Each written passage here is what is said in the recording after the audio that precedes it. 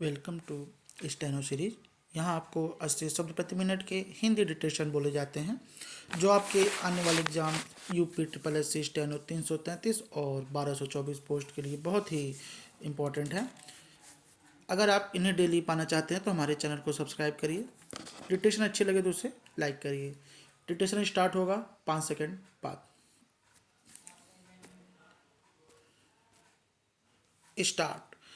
AI artificial intelligence को लेकर दुनिया का सबसे बड़ा सम्मेलन इंडिया एआई इम्पैक्ट समिट अब जब संपन्न हो चुका है, तब संतोष के साथ कहा जा सकता है कि यह आयोजन अपने उद्देश्य में पूरी तरह सफल रहा।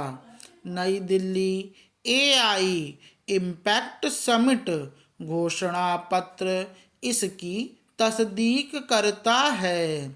इसे विश्व के 88 देशों व अंतर्राष्ट्रीय संगठनों ने अपना समर्थन दिया है। इन देशों में अमेरिका और चीन भी शामिल है, जिनका फिलहाल एआई के क्षेत्र में दबदबा है।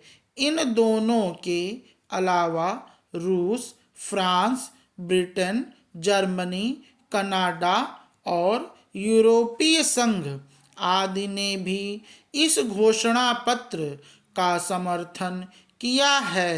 कुल मिलाकर इन देशों व संगठनों ने भारत के सार्वजनिक हिताय सर्वजन सुखाय दर्शन को स्वीकार किया है। हालांकि इस घोषणा पत्र में दर्ज प्रतिबद्धताएं बाध्यकारी नहीं हैं और ये देश अपनी स्वेच्छा से तय करेंगे कि इनके मुताबिक वे किस हद तक काम कर सकते हैं। फिर भी एआई के बुनियादी संसाधनों तक सस्ती और आसान पहुंच व स्थानीय ज़रूरतों के हिसाब से नवाचार के पारिस्थितिकी तंत्र को बढ़ावा देने की जो प्रतिबद्धता जताई गई है, वह इसके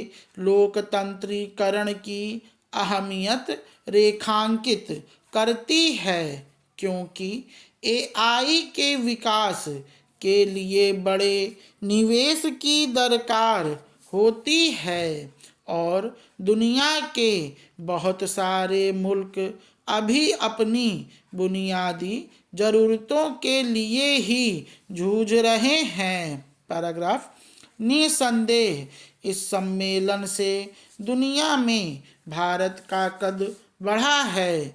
लगभग 20 देशों के शासनाध्यक्षों और संसार की शीर्ष टेक कंपनियों के सीईओ की इसमें सक्रिय भागीदारी इस बात की पुष्टि करती है। अब यह सर्वज्ञात है कि एआई बड़े पैमाने पर दुनिया को प्रभावित करने लगी है, लिहाजा इसमें किसी किस्म का एकाधिकार समूची मानवता के लिए नुकसानदेह होगा। इसलिए भारत ने सम्मेलन के सूक्त वाक्य सर्वजन हिताय सर्वजन सुखाय में ही अपना नजरिया स्पष्ट कर दिया था। शनिवार को जारी घोषणा पत्र इसी का विस्तार है। केंद्रीय आईटी मंत्री अश्विनी वैष्णव ने उचित ही कहा है कि भारतीय दृष्टि को स्वीकारते हुए एआई के विकास में सहयोग के लिए इतने बड़े पैमाने पर देशों का सहमत होना मामूली बात नहीं है।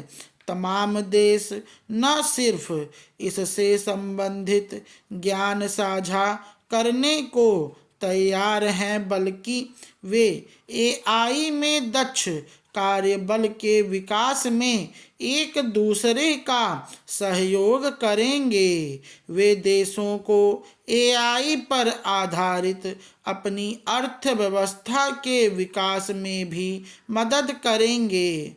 एआई को लेकर जो सबसे बड़ा सवाल इस वक्त लोगों को परेशान कर रहा है वह यह कि क्या यह तकनीक वाकई बड़े पैमाने पर लोगों को बेरोजगार करने जा रही है। स्टॉप।